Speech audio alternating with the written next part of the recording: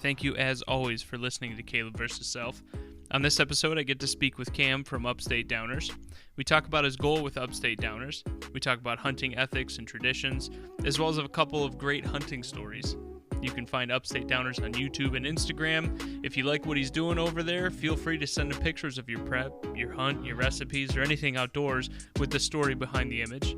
Cam likes to promote a lot of Western New York hunting, fishing, and outdoors. So again, if you want to take part, please feel free, send it over there, especially on Instagram. It was an awesome conversation. I'm really excited to see where Cam is able to take this whole Upstate Downers brand in the future. If you like what you hear on Caleb vs. Self and want to reach out, please feel free at calebvsself@gmail.com. Whether you want to make any recommendations, you yourself might want to be on the podcast, or anything else really. Again, calebvsself@gmail.com. Hopefully, you enjoy the conversation.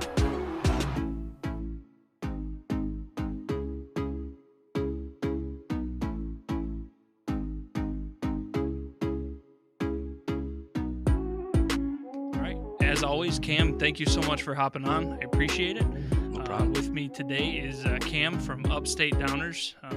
You can find him on Instagram, YouTube, but either way, Upstate Downers, at least so far that I've seen, looks to be kind of like a or just a whole coalition of really awesome hunting, fishing type content.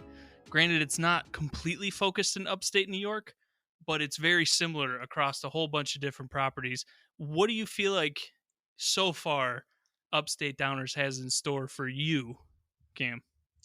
I feel like it's going to allow me to meet a lot of new people and experience a lot of new things that I wasn't necessarily raised around. I got into hunting in my mid 20s, which I feel like is somewhat unique compared to most hunters, across the country. And you're right, it's not. I'm not trying to, keep it secular to upstate New York, but it's where my ties are, it's where my roots are, it's where all my friends and family, are from. So it was kind of a good starting point. And the whole upstate part of it was because, I lived in Phoenix, Arizona for a little bit, and everyone, it was really weird to me. I got two questions when people found out I'm from New York. It's like, oh, well, oh, New York City? It's like, well, no. It's like, oh, okay, well, then how much farmland do you own? And that just those two questions, for whatever reason, still kind of stick with me to this day. It's like there's this whole other part of New York as a state that maybe people don't appreciate or understand. So whether you call it upstate, western, whatever part of New York you want to call it, that's where kind of the upstate part of it comes from. And I feel like the community will be able to offer me opportunities to experience things like almost more quickly than maybe people who were raised around it in a unique way. Like I've quickly grown to realize that I can learn something from every single person I talk to, whether you're from New York or not, whether you've been hunting since you were two or not, whether you're family hunted or not, whether you own your own land or not, because everyone has their own kind of backstory, their own way of doing things. And since I wasn't raised in the outdoors, but quickly um, grew a passion for it, I was Sure. like, I'm just going to be a sponge and soak in as much as I can from everyone I can, and apply it to the opportunities I have. So whether it's, walking on state land in Sodus, whether it's some private land down near Corning, whether it's, a family's property down in Chautauqua County, like take a little bits and pieces of everything I've learned from whoever I've talked to over the past however long and apply it to hunting and see what happens. And I've been pretty lucky to this point to have pretty successful seasons year after year. So, each experience, each season, each kill really helps kind of grow that passion and make it run even deeper. Do you find, and I find this with myself, we talked a little bit before the podcast. I also started in my mid 20s hunting. Do you Right. find that people that, and again, to your point, it's extremely unique, but those guys and girls who get into it later in life tend to be more open and more like, let me grab all this information that I can. Let me talk to everybody that I can. Let me open those doors for myself. Whereas the traditional, I grew up, it's in my family, we have our own land. They don't do that. What they do is what they do, and that's all they do.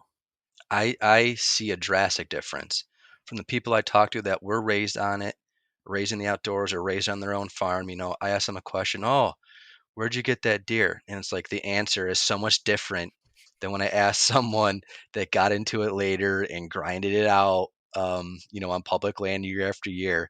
Yeah, I find myself being asked to join to go hunting with people more that weren't raised around it and don't have their own family farm in their backyard versus the ones that do. I mean, it's kind of eye-opening, and there's a big difference between those two groups of hunters per se. The other thing that I also noticed, and I'm getting more into this myself, but on Upstate Downers, especially the Instagram page, it's more than just the last kill. I mean, Oh yeah. you go from prep to equipment to location, scouting, morning of or evening of, then the Yep. kill, then doing the work, then putting it into whether it's jerky, whether it's stew, whether I mean you name it. I mean you're going Oh yeah. from every single step in that process, and I feel like that's another unique thing to people like yourself. Most hunting shows or most hunting things that you see, all you see is the rack, Yep. right? That's all you see. You don't see the Yep. prep and you don't see Nope. what it's used for. Nope. For You s- you, how important is that? oh, I think it's everything because nothing against any other hunter, and I will never downplay or down talk anyone else's hunting techniques, opportunities, the way they do things, because we as a hunting community, I feel like, especially in today's day and age, get such a bad rap because we're out there killing things. You know, there's no point in us pointing the fingers at each other or, bashing each other for the way we do things.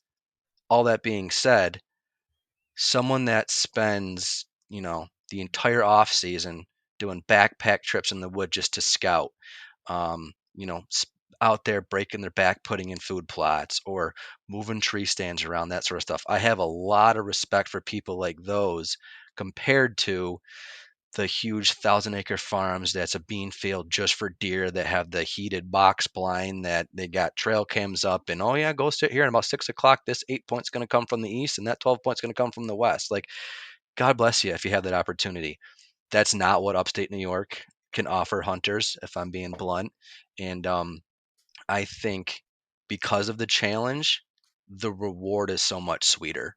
And that's why I like to take people through every aspect of what it takes to kill a deer or a turkey or a bear or a goose or a duck in New York, because it presents its own unique challenges like we talked about beforehand, the lack of the tens of thousands of acres of public land or the huge game farms, more or less, or high fence this or protected area that. I mean, there's a giant barrier to entry in New York. And so I like to take people through what it takes to take down an animal. I mean, everyone thinks it's so easy to just get out there and do it because you have a weapon. Okay, that's valid point. Yeah, we don't have sticks and arrows and stones. But we do have, highly technical compound bows and high powered rifles and that sort of stuff. But it's not just walking out and seeing one and shooting it.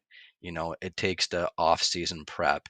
It takes the, like you said earlier, knocking on the doors, asking people, possibly taking no for an answer a couple times, a couple times a season or for a couple years in a row. But then when you finally do break that threshold, you do get that yes, you do track, or pattern a nice big buck on public land, or you do get that shot opportunity. That's why I like to take people through the next step of processing it myself. So I try to process it as much as myself as I can. Time in life doesn't always enable me to do that, but that's why, when I eat a piece of jerky that I made, like, it tastes so much better than buying off a Jack's Links and a gas station, that sort of stuff. So yeah, I like to try and paint a good picture of, you know, the true challenges that hunting in upstate New York brings and why, the rewards are that much sweeter.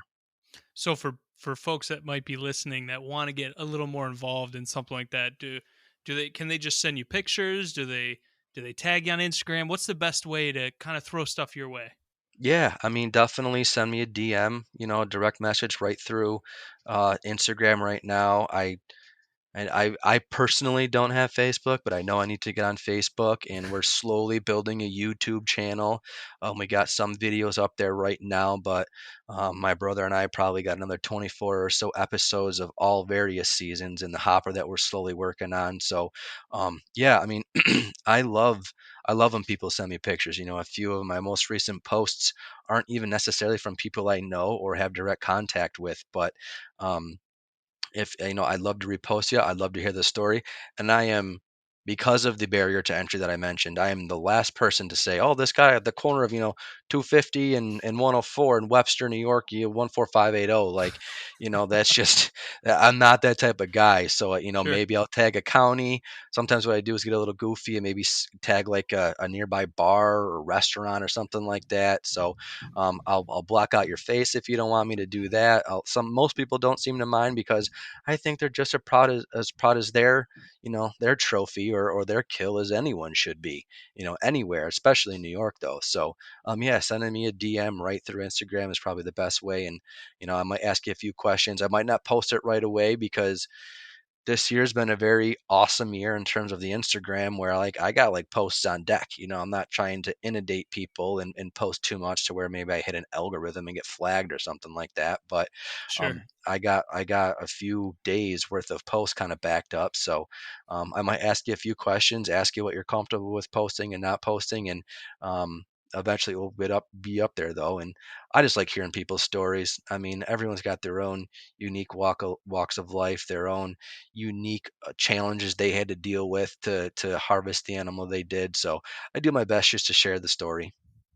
For you, again, not just getting the animal or putting in the work to get the animal, but also processing and consuming the animal, how much of that really feeds into your own personal, hunting ethic, if you will?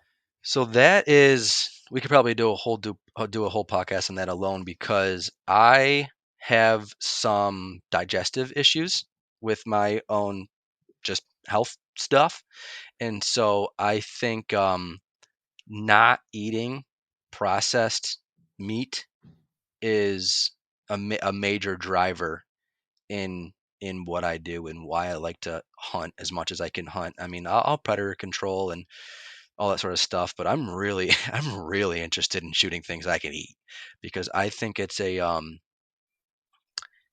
I'm not only does it taste great, but if it's healthier for you and helps the environment. I mean, I read a stat or heard a stat somewhere. I keep bringing it up to people, and I should look it up and double check it because I don't know the exact figures, but it was I think it was Greg Ritz of Hunt Masters made a comment about if you compared the waste that big farm, commercial farming puts or pollutes the air and or just pollution in general, and you equate to you take how much hunters, that process their own food and make their own kills and process their own meat, and eat it that way. It's like it's better for the environment too.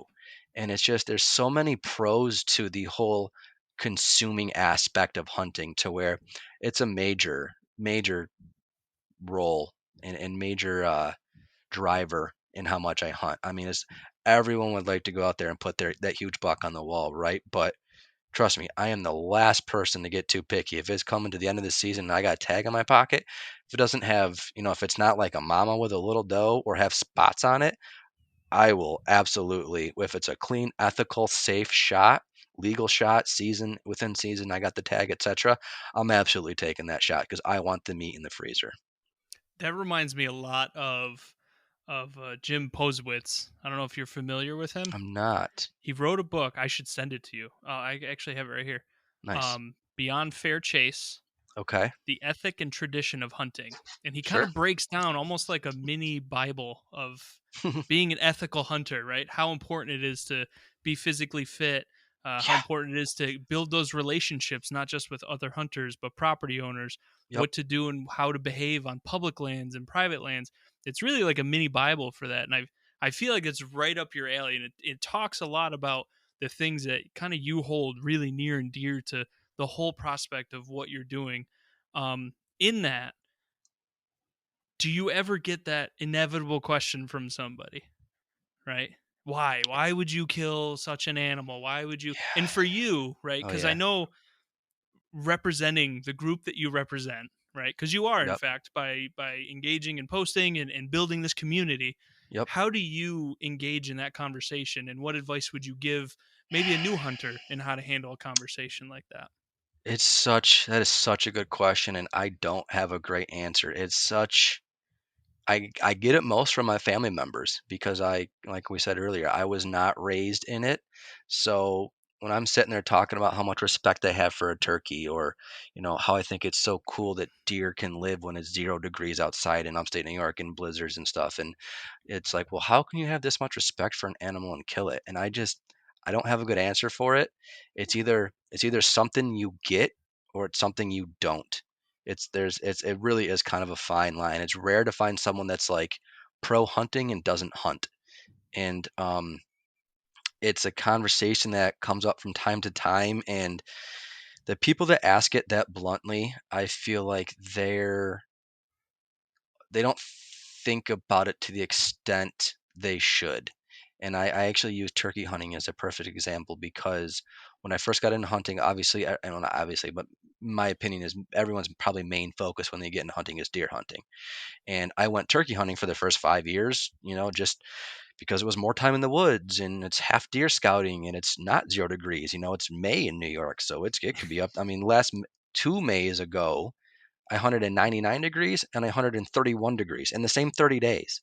So, it was more time in the woods. And I'm thinking, oh, yeah, I don't really care if I get one or not. And everyone talks about how dumb turkeys are and how easy it is to kill. And then, like year 4, I haven't had a remote chance at killing a turkey. Not even like I Right, barely heard them. I'm like, okay, well, if they're that dumb and it's that easy, how have I not pulled this off yet? And it just right. kind of gave me a whole newfound respect for Mother Nature and each animal in and of itself. So, was people that say, well, if you love animals so much, why do you kill them? It's like, you know what? If you think it's that easy, because I guess that's my opinion is if someone's going to ask you it that way, they think it's easy. And my Mm, response is, go do it. Go do it. Like, go do it. Like we talked about earlier, barrier to entry. Go find land. Go find land where there's actually an animal, and then okay, they're there. Like, is your scent under control? Did you do your scouting? Can you even turkey call? Do you have your tags? Do you have the right choke and the right gun with the right ammunition? And is your shot placement good? Is the direction you're shooting in even safe? How far are you from the nearest house? What other hunters are in the air? Can you see your shot and beyond? So much goes into it that it consumes my life in a way to where I put it simply, and if someone wants to engage me in this conversation, it's rare they want to engage me to this depth. I say hunting is so much more about living than it is about dying or killing. um, that's why I'm okay with having a respect for an animal and still harvesting it, because I know I'm going to eat it. I know my wife's going to eat it. I know my family's going to enjoy it. And yeah, if it happens to be a cool one that I could hang on the wall, even better. But you know what? They all taste the same.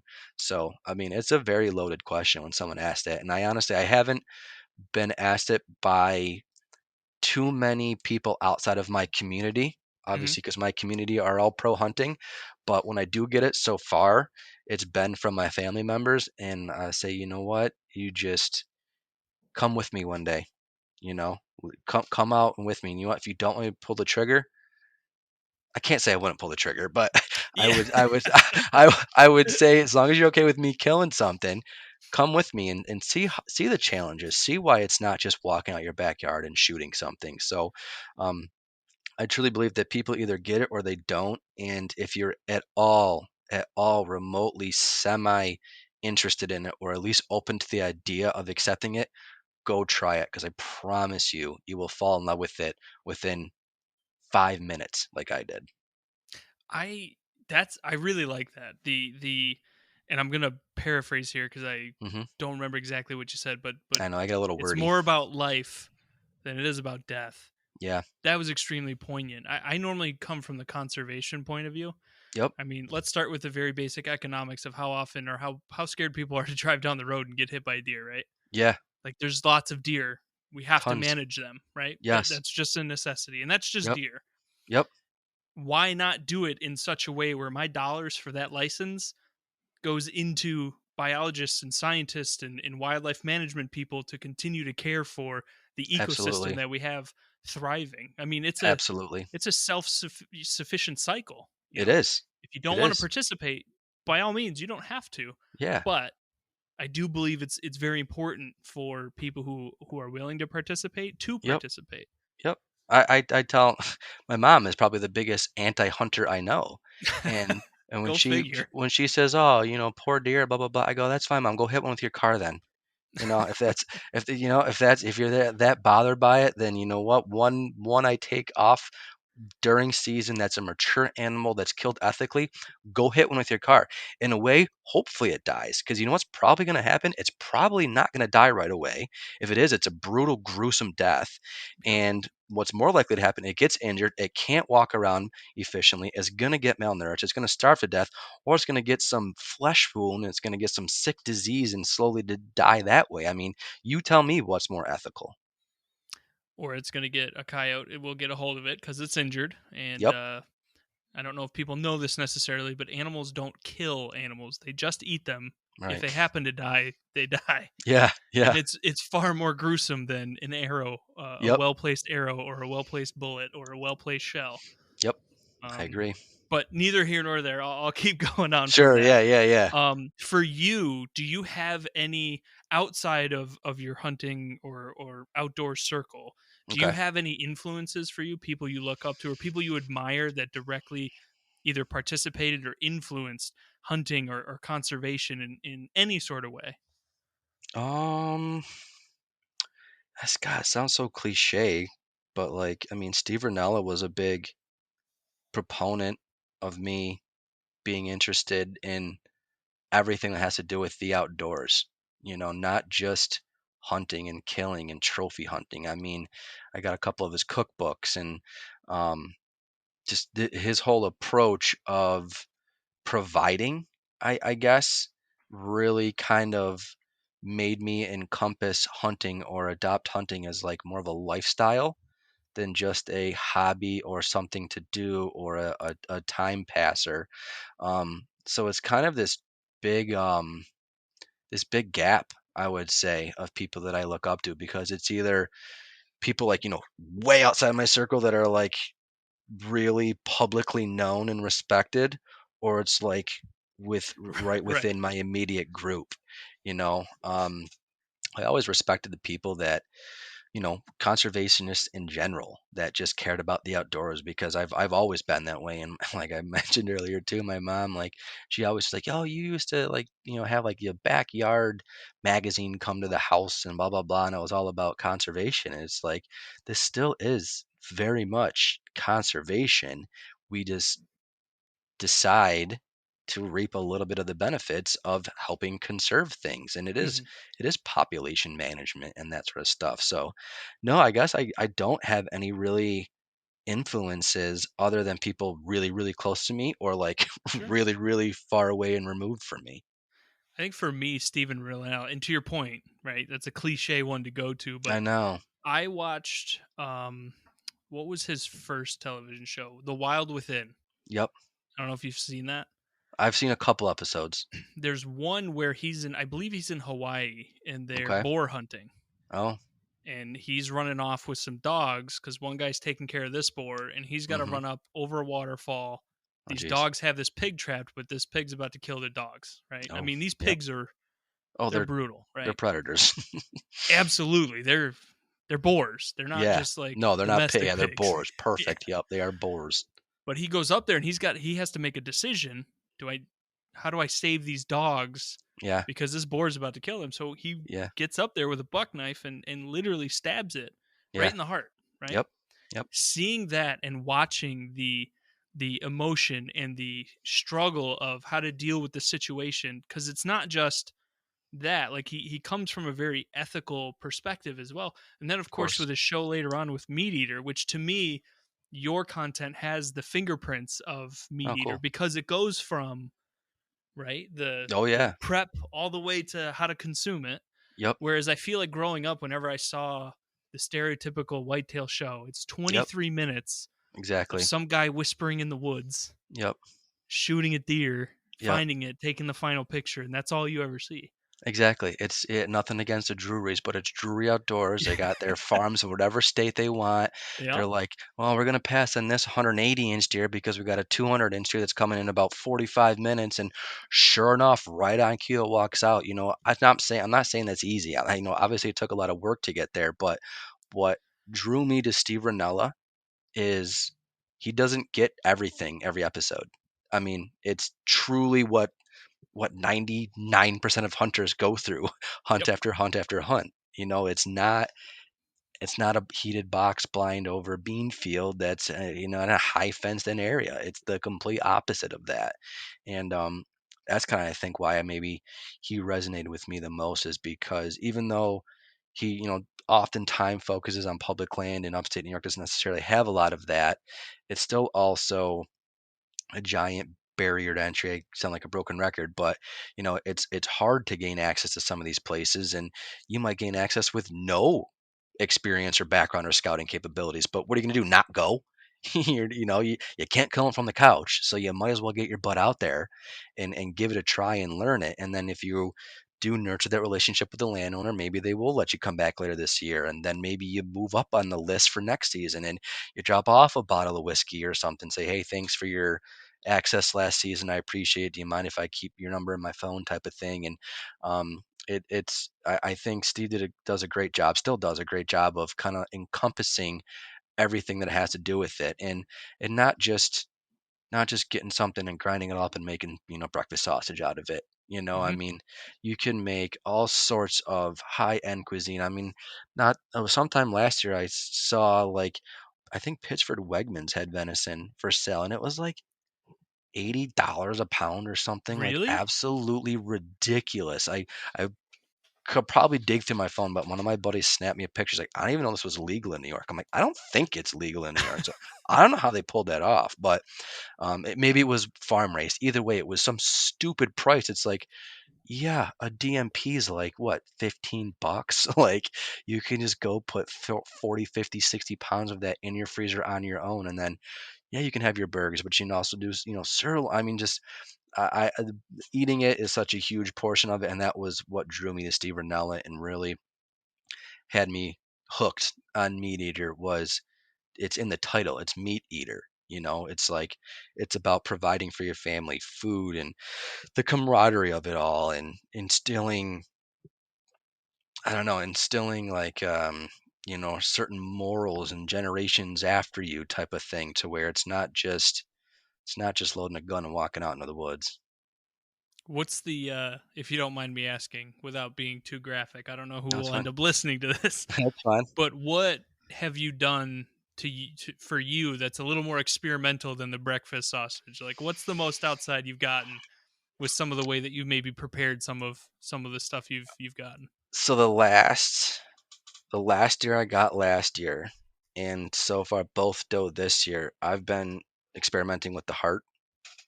It's like, dude, it's a great piece of meat. Bro, this last I weekend I just did it for the first time. I love it. It is so good, and it makes me, that sounds so gruesome, but it makes me want to eat It other things. does. Like, I It know, and does. it's dude, it's getting lost in our generation. Like, It I'm is. one of the only people of my generation and my friend group that I know that eat it. The only guys, and I even most of the older generation guys are like, oh, you're taking that? I'm like, you're not taking yours? Like, give me it then. Yeah, no problem. And that's the most experimental I've gotten. And I actually got a book. It's behind me now. My grandma got it for me before she passed. It's called Buck Buck Moose. Okay. It's all about eating hooved animals. And dude, there's tripe recipes in there that talk about how you use some of the stomach fat.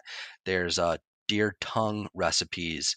Um, I know a guy that loves the liver. He's like, I don't know how you eat the heart, but you're not taking the liver, dude. You're missing out. It's like, man, and that's just, they call it the wobbly bits in the book. Like, okay, if there's if I can get an extra 10, 15, 20 pound bag out of my gut pile, then I guess I'll try everything twice. That's funny too because my father-in-law, we'd gotten a doe. This season I've been out there helping him He's a little more lucky in skill. You know what? I shouldn't say lucky. He's way more skilled than I am. Let's just, Okay. Yep. it is Yep. what it is. He's been doing it for 20, 25 years. So Mhm. you're going to pick up quite a bit when you do it for that long. Oh yeah. Anyway, I'll go out there, I'll drive out there and help him retrieve and track and do whatever. So we're getting this deer, and I'm like, hey, just throw the heart back in there. He goes, you want to do the heart? We'll do the liver too. And I'm like, one thing at a time. Let me Yeah. Yeah. let me try this. Let me see how it goes. Yep. Um, and I actually was following the meat eater on YouTube, how to Mhm. butcher it, and Mhm. boy, that's a whole different animal. Just to, Oh yeah. no pun intended, but Yep. to get into there and see the tendons, and not for nothing, like, you really look at how a heart works. You're like, oh, science class wasn't lying, biology No. wasn't lying. Exactly. Oh, that's that. I'm sure I learned about that part in one of my school grades. And it is weird, and it's humbling in a Mhm. way because when I've started to eat it and like actually search to the gut pile to grab it, it's like, oh, I have one of those. I have lungs. I have that. I have that. And you really are. It really humbles you. I mean, you realize you just took a life. And not to get too graphic. Hopefully, Sure. some people with strong stomachs are listening to this, but like a lot of the times it's still warm. And it's like, man, this thing was beating like not that long ago, Yep. and it just makes you appreciate Mother Nature. If you believe in God, it makes you the animal itself. I mean, it just makes you appreciate the small grain of sand that you are in this thing we call the world and the universe. And if you don't if you don't agree with that, I mean, not everyone agrees with that, but it I don't know how to say it. It really it's just humbling. It's really Yeah. humbling, and that's why I said earlier it's so much more about life than it is about death. And um, yeah, it's so that's the most experimental, I guess you can say, I've gotten so far. But I mean, I'm definitely making sure I'm taking cleaner cuts when I'm gutting a deer now, and I'm paying Mm. more attention to what I'm doing, and I'm looking at things. And it's funny you mentioned the liver because I cooked some heart for my dad's buddy not that long ago, and I thought I was gonna stump him. I'm like, well, I'm not telling you what this is. We're just gonna cook it up, and you're gonna tell him. And he's like, well, that's heart. I'm like, it was still on the sandwich bag. I'm like, wow, good for you, man. He's like, you didn't take the liver? I'm like, no, maybe the next one I'll take the liver. And then I was gutting this doe last time, and I'm like, I'm looking at the liver. I'm like, "Dude, I don't know if I can do that yet." Like, it's just, it is a wobbly bit, man. It is a It wobbly bit. is. It So, is. I think I'll do it eventually, but me too. I want to get a little more practice with Yep. parts that I'm familiar with. Yeah. Yeah. Um, I thought good and hard about taking the tongue out of the last doe. I really did because okay. I know people eat cow tongue, Yeah. so um, if you're gonna kill something, if you're gonna take an animal, the it's the least you could do out of respect for that animal. If I'm going to sit here and preach how much more it is about living than dying, the most I could do out of respect for that animal is consume as much of it as possible. Yeah. I mean, extremely well said. I'll leave Thank that you. there. Sure. Um, as far as species, right? Do you have Okay. a favorite? Is there one that you like doing more than another? And if so, is there a particular reason? So I think for the consumption aspect of it, deer will always be at the top of the list. Because you obviously get the most out of it. They look the coolest on your wall, that sort of stuff. Yep. Yep. I've turkeys. No, I don't have a favorite. I mean, I got heavy into turkey after I got my first Jake, and then a few weeks later I got like a 8.5 inch. No, it was like a 9 inch beard, like inch and a quarter spurs. I got that turkey all by myself. Couldn't. I'm still learning how to mouth call, and everyone, well, if you can't mouth call, you're not going to kill a turkey. I'm like, you know what? Challenge accepted. Yeah. So, for that reason, I've grown a huge passion for turkey. But this most recent season, I've gotten into waterfowl, and what I like, why waterfowl, and maybe it's like I feel like whatever I pick up most recently is my new favorite. Sure. Sure. So, I think why I'm all about waterfowl right now is because if you get itchy trigger finger when you're deer hunting or turkey hunting, tough cookies. Like Oh yeah. there's nothing you can do about it. If Your you're morning's water, over. yep. If you're That's what it feels like. waterfowl, yeah. If you're waterfowl hunting and you're like getting itchy trigger finger, you look at your buddy, like those geese are pretty far. Yep, those ducks are moving pretty fast. Yep, F it, pa pa pa pa. You just let the gun go. You can get that little fix. So, um, I don't know if it's because it's newest, but I think, like I said, deer will always be at the top of the list because you yield the most meat for many years. I mean, I could probably eat 3 deer a year on my own. I mean, I if I could get to a point where all I ate was wild game, and that's kind of like maybe a long term life goal, and I'm not happen every year. And it's not to say like I won't go out to Wendy's or something like that, Sure. but if it could be my main nutrition source, then I think I will feel better about like just how my body functions. Um, so I think that's why deer will kind of always be at the top of the list. But in terms of like what I enjoy hunting the most, I mean, duck and goose or waterfowl in general is quickly becoming a lot of fun. It's I got a kayak this year for it. You can go with buddies. You're kind of shooting the shit next to each other. You don't got to be all stealthy. You don't got to worry about scent. Um, it's just the camaraderie part of it's great, and not to mention it's a daily limit, not a season limit. So if you got a good spot, you can go knock down a whole bunch and get a whole bunch of meat, Mhm. or I guess poultry, whatever you want to call it. Um, so I've hunted everything. I've never like specifically gone for bear, which will probably be my next endeavor. Um, but I also don't, and I guess only a couple of years ago now they legalized you can use I think 8 ounces of liquid bait to bait bear in New York, which was is the first time you've been able to bait bear in New York, as far as I'm aware, or at least since I've started hunting. So I don't necessarily want to ruin a deer spot because, like I've said earlier, I don't have there's not tons of lands or whatever, or tons of area or big lands to hunt to where all my deer stands over here, but my bear stands over there. So that'll be my next endeavor. But no, I think deer will always be at the top of the list, but waterfowl is quickly coming in second. I'm being briefly interrupted. No problem, no problem. um, Take your time, man. keeping going on that specific vein, for me, Okay. one of the most unique experiences I've had so far is to actually hear a gobbler up close. And Yeah. people, I feel like I've only gotten a chance to go turkey hunting once, and I was fortunate enough Oh man, we to got to do it to then. see the We'll, gobble, see him walk by. yep. He was like 80 yards away, and I was like, maybe it's close enough. Yeah, let's do Obviously, it. no way. But Yeah. at morning light and hearing that thunderous gobble, that little ass turkey is how loud? Oh yeah. It scares the shit out of you. And to Yep. me, it conjures the imagination of all the things that I've seen and experienced while sitting in a Yep. tree stand or in the wood line. Like, have you ever, I know you have, but for people listening, hearing a buck snort at you and stomp and wheeze, you're just like, Yeah. they make noises like that? Are you kidding Yep. me? You have no idea. Yep. I'm with you. That first turkey hunting, you're up at like 4 o'clock in the morning. You're already a mile deep in the woods. It's still pitch black. Then you just hear like the you're Hmm. like, oh my god, there's one out here.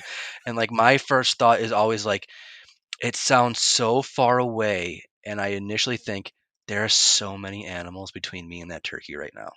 And it goes back to that grain of sand feeling. It's like, oh my god, I am just part of this ecosystem right now. Like thank God we don't have mountain lions or grizzly bear, or I'd be really scared shitless. But um, it's like, oh man, there's so many more animals between me and that turkey. And then if your setup's right and you can call or you're just lucky, it only gets louder. And like the first time you hear it, it sounds so loud, and then it just gets louder. And you feel like you literally feel that turkey is gobbling with every ounce of energy it has in its whole body. And you're like, it's just there's nothing that compares to a turkey gobble. I'm with you, dude. I'm with There's, you. it's remarkable. And the only thing I feel like that's going to usurp that is one day when I get a chance to hear a bull elk bugle Took the for words right out of real my mouth. in Yep. the woods. I feel like Yep. that's the only thing that's going to top that. Hopefully, one day I can make that happen. But It'll happen one day. I'm with you. I'm with you. I think that's the only thing that's ever going to top it. And I think it's so cool about turkey is like you can call them in. Like you can get good enough. You could practice. You can get a diaphragm call and box call and slate call where you can actually communicate with it and bring the turkey in. And I mean, it's such a skill set that is unlike any other thing you hunt besides maybe elk. I'm with you. I mean, they've got competitions for Yeah. elk bugling and turkey calling. I mean, Yep. there's a reason. Yep. There's a crazy craft to being able to call animals in using whether it's diaphragms, boxes, whatever it is that you use. Actually, Yep. one of the questions that actually came up at the office today Mhm. that I was asked to ask you about, one of Okay. them was for turkey. Yep. Are you using? I know you said recently, uh, earlier, I should say, that you're working on using the diaphragm. For Mhm. the other ones, have you been using like a box call, or what have you been trying to do? Slate, maybe? I don't know. Yeah, so box call is probably the main one I use. Hmm. You got a big range of calls you can make with it in terms of, clucks, purrs, and all that sort of stuff if you're good at it. Then you also have a range of volume, so you can use it as like a locator. So if you don't know a turkey's in the area, you can just rip one out at the top of the mountain and hope some sort of, you get some sort of response, and then you could, ease up on it to try and call it in, or as you work towards it, locate it more. So that's pretty crucial. Slate call is nice. I would prefer to use a diaphragm over a slate call if I can. Slate's more consistent, so if you can't diaphragm call and you're learning to, like, you can usually push a bird out of the area by not properly diaphragm calling. So slate's nice because you can kind of get all set up against your tree, and all you're doing is moving your wrist or fingers along the slate call. You set the slate right on the ground, and then just use your striker to make the noise you need to make. But that's why diaphragm call, I feel like, and I see why people say it's the most important. You're quote unquote not gonna kill a turkey if you don't know how to use a diaphragm call, because you don't need to move. You got your mouth covered up or whatever, and you can use that diaphragm call to actually get them to come right in. But up until this year, so this is year 6 of turkey hunting, I had no idea how to diaphragm call. I am far from perfect using a diaphragm call. I went out with a couple. I went out with a couple people who were like, "Yeah, Cam, just go ahead and stop diaphragm calling it." Right? It's like, thanks, brah. No problem. I'll just sit back and shoot. Still working on it. Still Yeah, working on it. yep. But that's part of it too, and that's part of Upstate Downers is you don't just turkey hunt the month of May.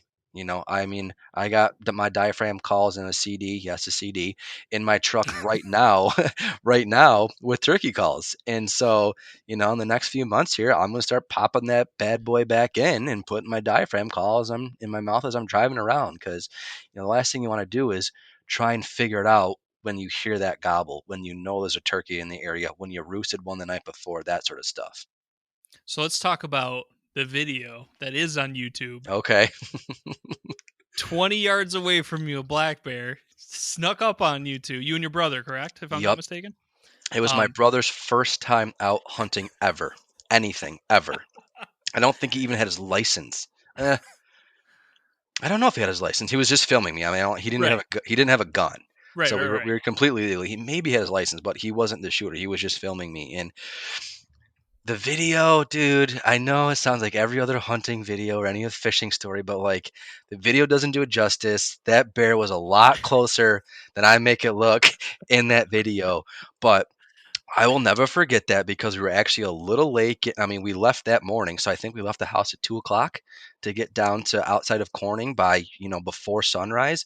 We ended up going not very far, because by the time we got down there after pee breaks and coffee breaks and gas breaks or whatever, just a little later to the woods, and we get set up and we're sitting there. The sun's just coming over the horizon. If you see the pictures I got, on the video on YouTube, it's great. But some of the posts on Instagram, I mean, it was just like out of a calendar, dude. That Mm. sunrise was crazy that morning. And I had the decoys in front of us. We're sitting maybe 15, 20 yards behind it in the corner of a field. We're just on a hedgerow between two fields or whatever. And I'm just kind of scanning left and right. And out of the corner of my left eye, it's probably 80 yards up to the top of this hill to my left. And so it was all short grass. So I start to slowly turn my head to the left, and I could see something moving, or I see this black thing out of the corner of my eye. And I'm thinking, oh man, did I like not see a stick that's about to, because you have no depth perception as you're in the woods, where it's your depth perception really messes with you. So I'm like, oh, is this like a twig that's about to poke me in the eye? I need to move my head over or break the twig or whatever. And I'm still slowly turning my head, and I could see that it's something moving. And so I was already like accepting the fact that it's an animal. I'm like, okay, there's something moving towards us. And all I did was put my eyes on it and not even like finish turning my head all the way. And by the time, and this all happened in like 2 seconds, but I turn and I look at it. And before I even turn my head back to the right to talk to my brother, I go, man, that turkey was really big and had hair. And holy shit, Spencer, it's a bear. That's exactly what I said to him. And I look back and that bear, like, I mean, we were like still just setting up. It's not like we were sitting there still for 20 minutes. So as I'm watching it come towards me, I'm like, we're still moving. That bear does not care that we're sitting here and still moving. Hmm. And I'm like I'm looking at it, I'm like, well, he ain't gonna stop. Like he does not care what he's just curious. So I just stand up and all he did was run. I stand up and I yell at him, and he only runs like 40 yards halfway up the hill and looks right back at me. I'm like, well, this is crazy right now. Like, what is going on? So that's when, by the grace of God, there was a huge branch on the ground next to me. I pick it up, so I'm waving the branch and the shotgun. It runs to the top of the hill and stops again. That's when I drop the branch and take out my pistol just in case. I mean, last thing I want to do is illegally kill a bear out of season, blah blah blah blah blah. But I'm also not trying to die Yeah, yeah, yeah. if a bear's not scared of us. And yeah, I mean, that was absolutely insane. Then it didn't really even, I just went down to the bottom of the hill and kind of continued its trajectory on wherever the heck it was going. So I'm like, all right, so it's heading to the southeast corner of the property. We're going to go ahead and go to the southwest corner of the property. Like, we are getting out of this area because and it was wild. I said, Spence, you will never, like, you don't even know what you just experienced. I've been hunting for 6 years. So I guess that was my sixth year. Like, the only second bear I've ever seen in the woods ever, and that thing just rolled up on us. I don't know how big people thought it was, but I mean, that's probably well over 200 pounds, maybe over 250. I don't know. And it just, the fact that it could walk out in the middle, more or less the middle of that field, that quiet, and get that close before I knew it was even there is like, again, grain of sand, man. Like, we are not top predator out here. Luckily, black bear are the only bear in New York, and they're not aggressive, and they're way more scared of you than they are of it. But if it was brown bear or grizzly bear, like if we were not in New York, could have been a very different story for sure. What's the you got to give me the next best hunting story that you have then, cuz I know that's got to be up there on the list.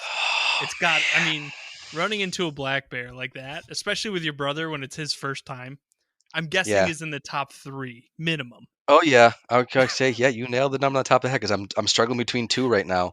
So you could save one for a different time, but do you want Sure, sure. next best good or next best bad? Your call. Okay, so we'll go next best good because I want to sound like I know what I'm doing. As people are listening to me for the first time. But Fair enough. even the good's not great. It's actually not great at all. It's actually worse than the bad one. But I went out to Kansas last year and for a whitetail hunt, a bow hunt. It was semi-guided, so it was like, not protected land. It was land that no one else could access except for the outfitter. And the outfitter obviously had trail cam and stands up, but it's not like you weren't hunting out of box blinds. It's not like the outfitter was sitting there right next to you and saying, okay, here's the 3 deer you have to choose from. There was no like, minimal penalty for shooting whatever. So it was second week of November. I mean, it was like I shot this buck a year and 2 days ago, and I'm actually getting the mount back tomorrow. So it was a 5 day hunt. It's day five and a yeah, it's day 5.5. No, 4.5. Okay. So we had one more day left, more or less. And the first 3 days of that we were hunting was about 80 degrees and 30-mile-an-hour winds. For a And bow? so for bow, for bow Yeah. season. Yeah. And the guy had if you wound an animal, that's your hunt rule. So like even if a deer is at 20 yards, I don't know if I'm comfortable shooting an arrow in 30-mile-an-hour crosswinds. Right, right. Like, so it was really messing with our head. And we hunted this one piece of property for 3 days and didn't. I mean, we saw a deer, so I at least got to say that. But like at the end of the third day, it was my buddy Alec and I. Well, we weren't buddies, but we're buddies now. We got to know each other on a 23-hour drive to Kansas. So, I can so yeah, imagine. Yeah, yeah. So yeah, we're pretty close now. So it was almost comical only because we had to laugh or we would cry. It was like, you see anything? Yeah, I saw that little scrub six. Oh, about 4:30? Yeah, how'd you know? Because I saw him at 2:30. Then the next day he'd ask me, you see anything? And just a little basket eight. Oh, let me guess, about 4 o'clock? Yeah, how'd you know? Because I saw him at 2:30. Like it was comical. We were just exchanging the deer that we wouldn't even shoot in New York. And so the outfitter was adamant that this is a good piece of property. I call it the motherland for a reason. We're like, bro, we get it. We're not Western hunters. We've never hunted Kansas, but we know how to hunt whitetail. Alec already had one from that year. I had a decent trophy while working. We didn't see any does. We didn't see any poop. We didn't see any rubs. We didn't see any scrapes. Like, there's no deer here. Like, there's just no deer here. So we were actually getting a little frustrated with the guy. Like, can you put us somewhere else, please? And he's like, go out one more morning, and if it's not good, then pack up and come a couple towns south, and we'll set you up somewhere else. So it's like, okay, whatever. So we go out next morning. Like, I was hunting an edge of a property actually, to where if it was on my side of the fence, I could shoot it. If it was on the other side of the fence, I couldn't. And the fence was only about 30 yards away. And a deer that I mean, not even a deer I put on my wall if I shot it in New York, was walking up like that basket eight. And I'm like, oh, I'm shooting this thing. Like, forget Sure. it. Like, I'm not coming out to Kansas to get skunked. Like, are you kidding me? So the other weird thing about this guy that particular year was he was all about stats. He was like, "Oh, our hunter sits for average of this time, and the average shot distance is this, and the average size of the deer is that, and we're 14 for 16 on kills with two misses and one wound." It was just like, so it was like all these things are going in my head. Like, the guy's very weak, just very. I get it, it's a business, but it was not what I was expecting it would be. Sure. So I feel bad. I feel bad because I think I tagged him in Instagram, so he's gonna know I'm talking about him. But either way, so we get to this new piece of property after the 3.5 days of not great hunting. He can't control weather. I get it. I can't blame the guy. So he finally moves us to a new piece of property, and he goes, "I'm gonna put you a deer called Butterball." And I mean, there must have been a 300-pound whitetail. The thing was just like fat, just a fat Jeez. buck, just a huge, not like, just an Just a absolute, like, look, big-bodied chonker. chonker. So I'm like, yeah, I'll go hunt Butterball. Hell yeah, So he puts me on this one spot, drives me right up to the stand or whatever, and he's like, I know it's a little weird, but the stand's right there. Like, he didn't have to walk me or anything. He didn't even get out of the truck. I'm like, okay, whatever. So I go sit in it, and it's all kind of wet behind me. So I'm thinking these deer are going to come from behind me, and they don't.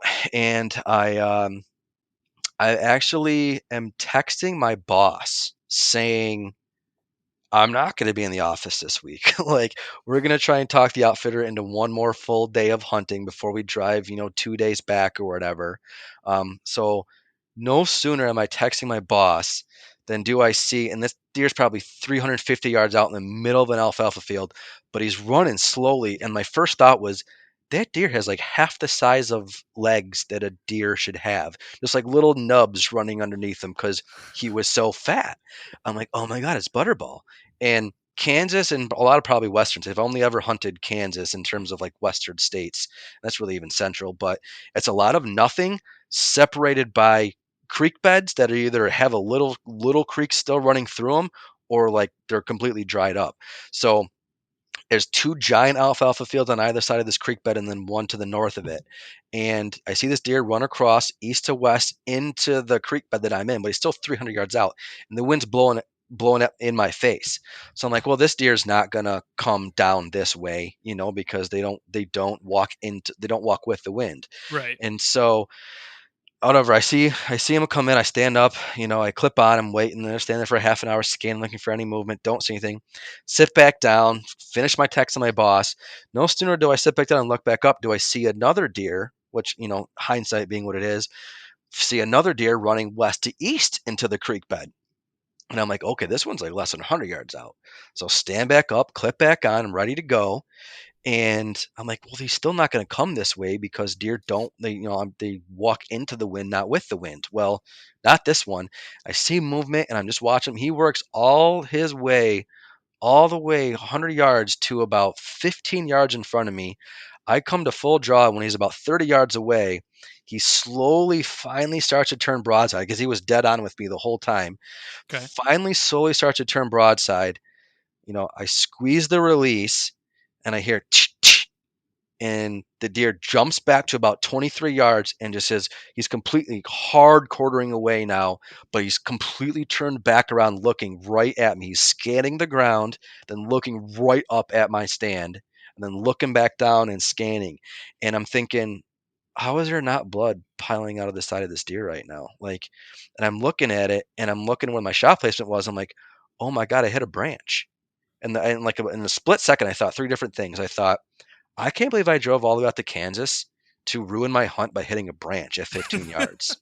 Like, are you kidding me? And then my second thought was, Right. I'm a goddamn statistic. Like, no, I'm this missed opportunity that this outfitter's going to be like, oh, blah, blah, blah, blah, blah. So I'm like, you got to be kidding me. And then my third thought was, the deer is still standing there. Like, he's still scanning and looking at me. And I'm telling myself as I'm taking my arrow out, putting it in my drop away, lifting my drop away, knocking it back on and clipping back on, I'm thinking, I mean, I've seen hunters do this on TV shows, but I can't do it. And no sooner do I get done thinking that, I'm ready to draw again. And the deer's still courting away very hard and still doing his scanning and looking. So now I'm like, man, I need this deer to move again. I have no shot right now. So I didn't have my rangefinder on me. That's a whole nother part of the story I forgot. But so I didn't have my rangefinder on me. So he's looking and I'm seeing this one area that he's kind of like where he's facing. I'm like, okay, if he jumps there, I'm going to guess that's about 30 yards. I'm going to put my 30-yard pin right on him. I'm going to pull the trigger, but I still need the deer to move. So he turns his head to look right where I think he's going to jump. I draw. He jumps right to that spot. Meh. I stop him. He looks back. He's slightly more broadside to me, but still not much. And the only thing I think I could have done was done the rookie mistake of squeeze a trigger and look at the same time, like a golf swing. You're not Yep. supposed to look at your golf swing. You just keep your head down. You're supposed to just keep your pin on that and just slowly squeeze the trigger and let the arrow and the bow do what they do. And I don't think I did that because I pull the trigger. It hits him right behind the ear and the back of the neck, and the deer drops to the ground. Doesn't move anymore. And I'm like, no way did that just happen. And I've heard of deer getting shot in the neck before and getting back up and running away. So I quickly knock another one and I'm waiting for him to get it up. And he never got up. Just never got up again. It only took a couple minutes. I mean, not obviously not the ideal shot placement. Right. Surely wasn't where I was aiming, unless he ducked or something. But my Matthews is pretty quiet. So I think it was just a rookie mistake of squeeze and pull. Mhm. And deer hit the ground and I waited there for a little bit. The part of the story I left out was I actually forgot my backpack and everything. Luckily, I had my release on me and my bow in the case. Otherwise, like I had no gloves, no hat, no safety harness, no tag, no knife, no light, no rangefinder, no calls. I had nothing on me. So I had to text the outfitter, be like, and his whole thing was like, well, when you shoot a deer, take a picture with your phone, or you put your finger over where you saw the deer last, and range find how far you thought the shot was. I just took a picture of the deer and I circled it and I sent it to him. I go, yeah, he's right there, and he's like, you got him? I'm like, yeah, I got him. He's like, it's a butterball. I'm like, I don't think it's butterball. He's like, all right, well, get down and blah blah blah. I go, hold on. I go, I don't have my backpack on me, so I have nothing. I have nothing on me. The other part I forgot is that day started off with me getting a flat tire. So I get to the stand and there's just air pissing out of my driver's side rear tire. So I had to go back to camp, change my tire. So needless to say, when we decided to go to the different town, there was four of us that we were out there with. The one guy had already gotten a deer, so his day was done. So I go, hey Scott, do you mind like taking my truck into town and getting the tire plugged? so so Scott has my truck. He's getting that fixed for me. I'm out here shooting deer in the neck. And so I call the outfitter and I'm like, yeah, I don't have my tags. Like, oh, yep, we can't even touch that deer until the tag's on it. So I hang up with him. I call Scott. I go, Scott. He's like, yeah. I'm like, are you in my truck? yeah. Is my backpack in the back? He's like, yeah. I'm like, are you back at camp yet? He goes, no. I go, good, turn around. And so he flips a bitch, comes back, gets everything. I mean, the rest of the story is, you expected what it is. So Yeah, eventually yeah, got yeah. back and I tagged him and I got the buck. So it's not like the perfect story, but it's one of the best stories just because of everything that was going on, and it was the fact that I paid money to drive 23 hours and go kill a buck in Kansas, and I actually did it. I mean, I actually did it. I couldn't even believe. I called my dad. I was shaking like a leaf. He goes, he goes, "Oh my God, I thought you fell out of the tree and broke your neck." I go, "Dad, no offense, but why the hell would I be calling you if I'm laying on the ground in Kansas and you're in Rochester, New York?" Like, no, Dad, I shot a freaking buck. He's like, "Is it big?" I'm like, "It's huge," So, I can't wait to get my hands back on him tomorrow. So far from a perfect story, but definitely, probably number one of my favorite hunting stories, just because of everything that went into it and the fact that I did it out of state with a bow, that sort of stuff. So, yeah, that's probably my best story. It's those stories. Because you know what's interesting? Whenever I've asked that question to people, Hmm. it's never your classic everything went perfect story, Oh no, is I'm it? sure it's not. Never. No, those are It's I boring. forgot my bag, I forgot my call. I Yep, thought I was done for the day. I was walking back to the truck and here comes Humongo. It's yep, those type of stories that are yep. always the ones that stick out because Absolutely. they're so unique and they're Yeah, unique to you and your experience, absolutely, and you share those absolutely. stories and Yeah. people are just like, so wait, you screwed everything up and you still got one? Oh, I know. I You felt don't so things bad. like that. We went back to camp and there was a group of guys. One guy had been there for 9 days and hadn't seen a deer. And he was like, "You shot at this thing twice?" I'm like, "Yeah." And he goes, "And you shot it in the neck?" I'm like, "Yeah." So it, I felt bad, but it's, you know what? And even Alec, oh man, Alec was cracking me up because Scott, who the other guy who got a deer, he dropped his bow out of the stand the day before he he got his buck. So he was like sitting in the truck for 4 hours until we were all done. He's like, I don't dare shoot. And I respect to Scott for having the self control. He's like, I'm not going to shoot at a deer without knowing my bow's on. So Right. he Right. had to go back to camp and straighten some things out, and he got a deer. And then my day starts off with a flat tire and not even hunting half the morning because I had to go change that, and I wasn't about to do it in the middle of nowhere on a county road in Kansas.